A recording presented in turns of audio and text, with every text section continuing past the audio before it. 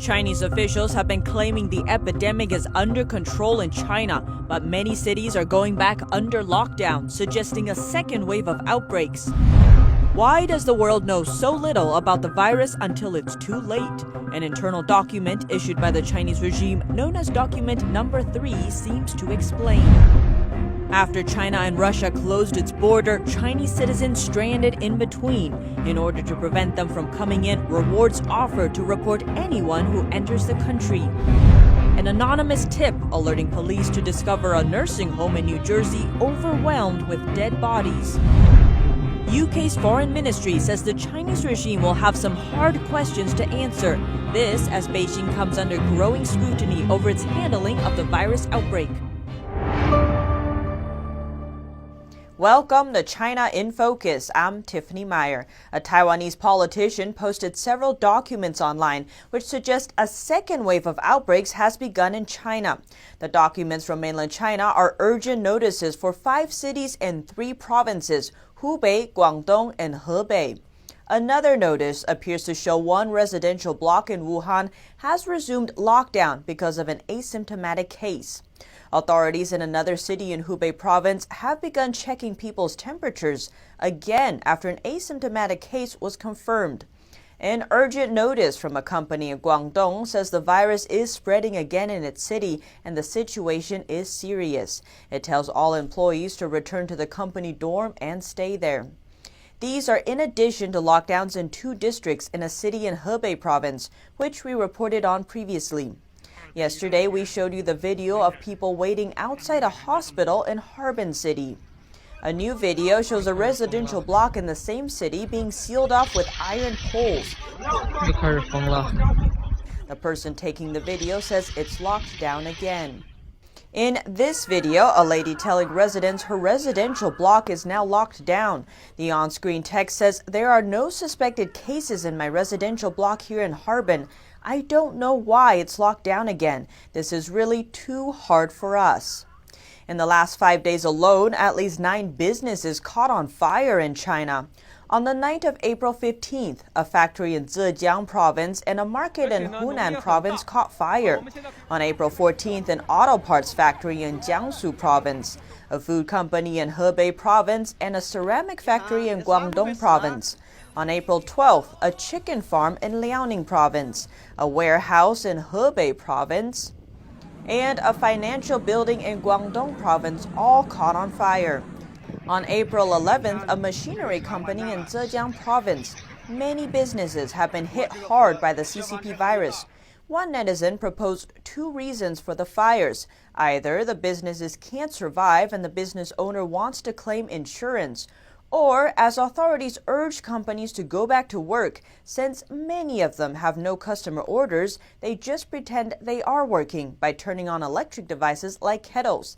The devices then malfunction and start the fires. This video shows the frustration felt by a factory owner in Guangdong. He's smashing his own machines. Canadian officials are calling for sanctions on Chinese officials involved in covering up the epidemic. Former Attorney General Erin Kotler criticized the regime for concealing the early stages of the epidemic and preventing countries around the world from preparing. And he's not alone. His supporters say the Canadian government could impose travel bans and freeze assets of human rights abusers under the Magnitsky Law. Document number 3. Many see it as one of the major reasons the world has been caught so off guard by the CCP virus. Now, for the first time, the entire copy of the Chinese regime's internal document is exposed to the public. The CCP virus, also known as the coronavirus, is a never-before-seen threat. That's why it's so critical for scientists and health experts around the globe to have access to information about it. It's especially needed to develop test kits, treatments, and vaccines, which save lives. But since the start of the outbreak, that data has been scarce. The outbreak has now developed into a global pandemic and has killed over 100,000 people outside of China. The outbreak was developing in China for months before it seriously hit other countries. So why was the data so limited? One document issued by the Chinese regime appears to explain. This version was obtained by Taiwanese media The Journalist, or Xinxinwen, on Wednesday. A portion of the document was also quoted in a bombshell report by Chinese media Caixin, as well as by a website run by the local government of a Chinese province. But no one really knows what it looks like. Its content reveals why the world knew so little about the virus until it was too late. The document was sent to local health officials on January 3rd. It ordered that, quote, those institutions or individuals who have already obtained the biological samples of the virus from relevant medical and health institutions should immediately destroy the samples or send them to a depository designated by the state. The document also demanded that without permission, no one should offer biological samples or relevant information about the samples to any institution or individuals. Lastly, it required that during the outbreak control period, no institutions or individuals should publish any information about pathogen testing or any lab results related to the virus. Relevant research papers or results need to be approved by government agencies before being published. How much information about the virus could survive these orders? That's why, despite obtaining the virus genome sequence as early as December 27th, no labs in China shared it with the world until 15 days later, on January 11th. According to Chinese media outlet Beijing News, a Shanghai lab ordered the virus sequence on January 5th. They reported the results to China's National Health Commission and recommended relevant prevention and control measures be taken in public places. One of the facility's experts later told the media that the findings were being taken very seriously. They described the whole process as heart-shaking and soul-stirring. China's higher-ups didn't get back to them, nor did they implement any measures. The Shanghai lab could do nothing but share the sequence on overseas virology websites on January 11th. But when Chinese authorities said no virus information was to be published, they meant it. The next day, on January 12th, authorities shut down the lab. The lab submitted an application 4 times for permission to reopen, but never heard back. It's unclear how well the Chinese regime understood the danger the virus presented when they issued document number 3 to ban the spread of information. Both before and after January 20th, when China admitted that there was human-to-human transmission, the regime told state media repeatedly that the virus was preventable and controllable. As of Wednesday, over 2 million people outside of China have contracted the virus. Over 100,000 have died. A new hotline set up by the Chinese regime is rewarding citizens for reporting anyone, including Chinese citizens, who cross over the closed border with Russia and into China. NTD Xi Wenrong has more. As the situation inside Heilongjiang province worsened, the Chinese regime last week temporarily closed that province's border with Russia. One Chinese lawyer says it's a way for the regime to shift blame. They have a basic method of shifting the blame to others. They want to create the impression that the domestic cases are under control, and they would love to label all the new cases as imported cases. They are using this method to kind of shift people's attention from the real domestic situation. On April 13th, Heilongjiang Provincial Authority announced it would reward citizens for handing over or reporting illegal entries at the border. This includes Chinese citizens coming from abroad. The reward per report could be more than $700. I think this is a very cruel, inhumane, unethical, and illegal practice. They have deprived people of their basic human rights, treating their own citizens as terrorists and robbers. As we previously reported, some Chinese citizens in Russia were sent back by the Russian government due to the pandemic, and some are returning home with the belief that the Chinese regime has things under control. The Chinese Communist Party knows that Russia is sending away Chinese citizens, but the regime has closed its border. In fact, they are just trying to keep the number of so-called diagnosed to zero in their own country. To keep it like that. They don't care about the lives of their own citizens.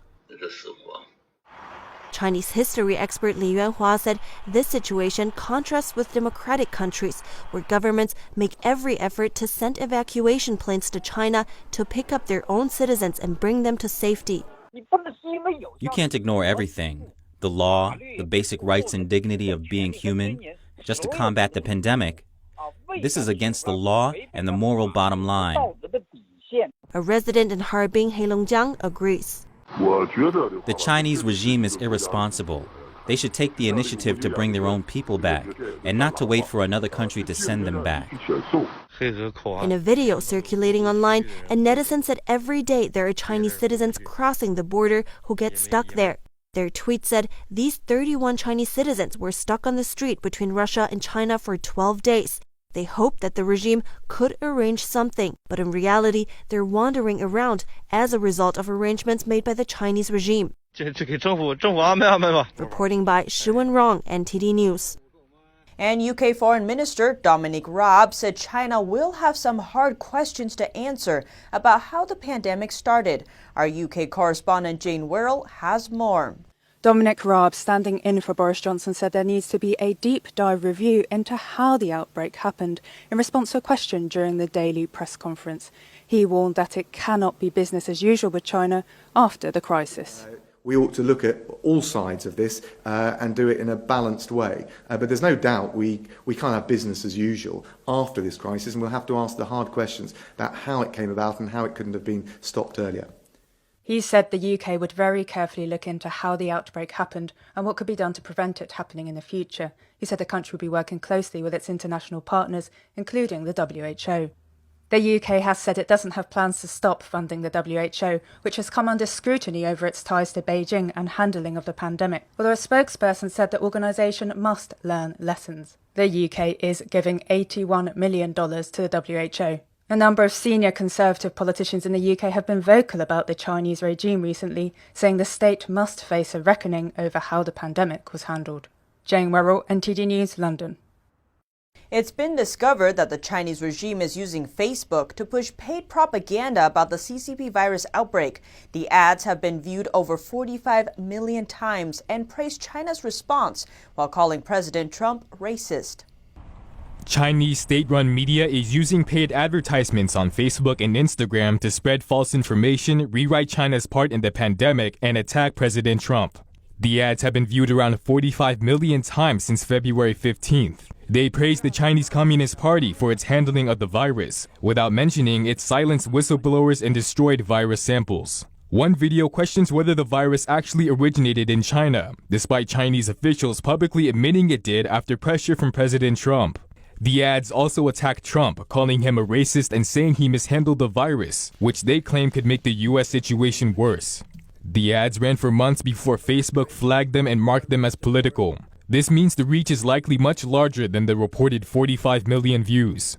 Undisclosed political ads don't show who's financed them, making it harder for people to see that they're paid propaganda. Facebook is now working to label all state-controlled media pages, including the Chinese Communist parties. The U.S. says it suspects China of nuclear testing in violation of an international treaty meant to protect the world from nuclear weapons. A new report from the State Department says a Chinese testing site is raising concern. Wednesday, the State Department warned China may be conducting secret nuclear tests, and if so, it could be violating an international ban on nuclear weapons testing. The State Department published its findings in its 2020 review of international compliance with arms control accords. It adds another layer of controversy to U.S.-China relations after Chinese officials tried to blame the U.S. military for the CCP virus. The State Department report points to a high level of activity at China's Flowww nuclear weapons test site throughout 2019 as cause for concern. It says China's use of explosive containment chambers, extensive excavation activities at Flowww, and blocking transparency of its nuclear testing activities as red flags. Countries that adhere to the zero-yield standard set out in the international pact include the U.S., the UK, and France. The situation in the U.S. is easing up a bit, with some states reporting fewer people infected every day. There are over 600,000 cases across the nation and more than 30,000 deaths from the CCP virus, yet almost 60,000 Americans have recovered. President Trump says the CCP virus has reached its apex in the U.S. NTD's Melina Weiskup brings us more. CCP virus cases are easing up in some areas. And as it now stands, more Americans are recovering than passing away. According to the White House Pandemic Response Coordinator, Dr. Deborah Birx, 9 states have less than 30 new cases per day, saying the country as a whole is improving. New York, the hardest hit, is seeing improvements too, with the number of hospitalizations dropping and less people being put on ventilators. The state's daily death toll saw a significant drop for the first time this week, with 150 less deaths on Wednesday. New York Governor Andrew Cuomo says the first step to reopening will be to classify more businesses as essential. The private sector now has to think about what they do and how they do it and how they can do it differently. Reopening by May 1st might be possible for around 20 states, according to CDC Director Dr. Robert Redfield. But a number of states are expecting it will take longer. In 9 states, stay-at-home orders extend past May 1st, while 6 others have no specified end date. New York and its 6 surrounding states are coordinating efforts for reopening, while on the West Coast, California, Oregon, and Washington are working together to coordinate theirs. Melina Weisskopf, NTD News. And as pressure on New York's hospitals begins to ease, Governor Andrew Cuomo said he's sending 100 ventilators to New Jersey. That's in addition to the 150 he sent to Michigan and Maryland yesterday. The Navy finds sailors infected with the CCP virus to be mostly asymptomatic. This after almost all crew members aboard the USS Theodore Roosevelt were tested. Testing the entire crew of the virus-stricken U.S. aircraft carrier Theodore Roosevelt may have revealed a clue about the pandemic. The majority of positive cases are among sailors who aren't shown symptoms. The possibility that the virus spreads in stealth mode among young, healthy people could have major implications for policymakers. It also asks questions about how well the virus spread can be captured if only those suspected to have it are tested. Testing is almost complete for the aircraft carrier's 4,800-member crew. It's a big move in a case that has already led to the firing of the carrier's captain and the resignation of the Navy's acting secretary. Roughly 60% of the over 600 sailors who have tested positive so far have not shown symptoms. The Navy didn't speculate about how many might later develop them. The figure is higher than the 25 to 50% range offered by the White House Coronavirus Task Force member, Dr. Anthony Fauci. A CDC report says more than 9,000 of the nation's healthcare workers have been infected by the virus, but some say the true number is much higher. The number is likely an underestimate because most reports of COVID-19 cases do not include whether the person works in healthcare. The CDC says more than a half of those healthcare workers got infected on the job. 90% of them were not hospitalized. A CDC official says health workers did not realize at first how quickly people without symptoms can spread the disease. An extraordinary number of deaths over the weekend appear to have overwhelmed a nursing home in northern New Jersey, where police responding to an anonymous tip found more than a dozen bodies. Police say that 5 bodies were found Sunday and that 13 more were found Monday at the Andover Subacute and Rehabilitation Center in Andover Township. We removed 13 bodies on Monday night. There were believed to be a total of 17 there. Officials say the remains were among 68 deaths linked to the home, including both residents and 2 nurses.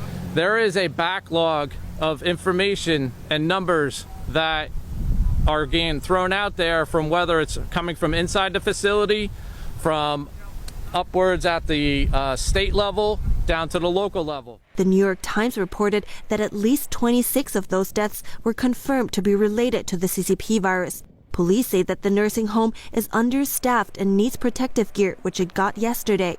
For most people, the new coronavirus causes mild or moderate symptoms, such as fever and cough that clear up in 2 to 3 weeks. For some, especially older adults and people with existing health problems, it can cause more severe illness, including pneumonia and death. Hospitals in New York City have their hands full taking care of virus patients. One hospital in Manhattan is adjusting its policies to allow some comfort for patients and their families. As the number of infections climbs in New York City, doctors at Mount Sinai Beth Israel Hospital in Manhattan face a staggering challenge. But amid the tragedy, a measure of comfort for patients and their families. Until recently, if you had the virus, you wouldn't be able to see any visitors. doctor's orders, but that rule has since been reversed. We decided to change it for patients where they're very near the end of life because we wanted to give family members the opportunity to be with their patients. He added the hospital is doing everything it can to minimize hardship for patients and their loved ones. I think that that's one of the most tragic pieces of this disease is because it's so contagious that people do end up just dying alone. But among the suffering, he said there's hope in all the medical staff coming from other states and hospitals wanting to help. And the virus crisis gripping New York City, a nonprofit is helping to ease the burden on the city's emergency rooms. It's taking the medicine on the road to treat the city's homeless. Project Renewal's medical van makes its way around the city to deal with any medical needs. The van stops at shelters and soup kitchens 2 to 3 times a day. Right now we're trying to keep as many people as we can out of the emergency rooms by providing our doctors and other providers out to the shelters to assess clients. If they have Dr. Edelstein said the van staff treat patients on the assumption they have the virus. New York has more than 700 designated isolation units for homeless residents with virus symptoms. We haven't been seeing a huge surge in patients that have had COVID-like or flu-like symptoms. We have had a lot that do, but mostly we're still trying to deliver primary care services to those that need it. The city was tracking some 400 homeless residents among those who tested positive for the virus, and 27 more have died. And in a business roundup, the Fund for Small Business Support Loans is maxed out. Over 1 million loans totaling $349 billion have been approved to help companies keep employees on payroll. The government's Paycheck Protection Program has hit its $349 billion limit and is out of money. 1.6 million forgivable loans have been approved to help small businesses through the crisis. More money is expected to pour into the program, but the details are still being finalized. Investment bank Morgan Stanley's first quarter profit dropped 30%. The company's CEO, recovering from the CCP virus himself, says the stress on the global economy is real and will take time to recover. The International Monetary Fund says 5 nations have pledged a combined $11 billion to loan funds for poorer countries. Japan, the UK, France, Canada, and Australia will help less wealthy countries prepare to battle the epidemic. Verizon has bought video conferencing software BlueJeans for less than $500 million. BlueJeans is a competitor to Zoom, whose share price plummeted recently because of serious security flaws. Verizon was to utilize it for telemedicine and distance learning. And the UK's Prime Minister is still recovering from the CCP virus. That while the country's lockdown has been extended. With Britain having one of the world's highest death tolls, citizens will now be in lockdown for at least another 3 weeks. The announcement was made by stand-in leader Dominic Raab. Prime Minister Boris Johnson is still recovering from the virus. With Portugal's number of confirmed cases up to nearly 20,000, the country is extending its state of emergency too. The extra 2 weeks will go in effect tomorrow. And in Italy, the death toll keeps climbing despite a downward trend in the number of new cases. The country's new normal means routine tests for citizens and sanitization of everything, from streets to shops to hospitals. Singapore reported its largest jump in daily confirmed cases today, over 700 in 24 hours. On the bright side, there were no new deaths, leaving their number of casualties at just 10. The French Armed Forces Ministry says nearly 700 of its sailors have tested positive for the new virus. Nearly 700 sailors assigned to the French aircraft carrier Charles de Gaulle have tested positive for the coronavirus. The French Armed Forces Ministry said on Wednesday almost 1,800 mariners, nearly all from the carrier, had been tested so far. Results have yet to come in for a third of those tests. Charles de Gaulle initially set sail for the Mediterranean in January to support French military operations against Islamic militants in Iraq and Syria. The carrier had most recently been taking part in exercises with Northern European navies in the Baltic Sea. It arrived home in France 2 weeks earlier than expected, after around 40 crew members showed signs of COVID-19 symptoms. Sick crew members were placed under strict observation on board the nuclear power carrier, and a team ready to carry out the first coronavirus tests was airlifted to the vessel. Crew from the Charles de Gaulle and the frigate Chevalier Paul are now in confinement within their naval base. Charles de Gaulle's warplane and helicopter pilots are also in quarantine. The Armed Forces Ministry said the Navy chief has ordered an investigation into the outbreak. Contact tracing has been used for decades to control the spread of infectious diseases. But what is it exactly? What is contact tracing and how can it help stop the spread of infectious diseases? The basic idea is simple. Track down infected people, then find everyone who has been near them and encourage those people to stay home until it's clear they are not sick. Large portions of the world's population are currently on lockdown, but it's when restrictions are lifted that contact tracing is likely to become even more important. Doctors say that once people return to school and work, each infected person could easily come into contact with 1,000 others. But contact tracing requires extensive testing, with a need for hundreds of thousands of health investigators to carry out the tests in the US alone. Technology could hugely improve efficiency. Apple and Google say they are collaborating on apps that can identify people who have crossed paths with a contagious patient and alert them. That does raise some privacy concerns, though. Such a database could be a hacker's goldmine and be prone to governmental abuse. Apple and Google said that apps seeking to use its tools would need to be voluntary, but unless they are widely used, they won't achieve their purpose. We are starting off with President Trump's message to truckers today. He called them heroes for trucking during these hard times. And people across the country are also showing their appreciation. NTD's Miguel Moreno has more on that. You wouldn't switch jobs with anybody, would you, huh? On Thursday, President Trump recognized those who deliver the oh-so-important supplies that hospitals and grocery stores need.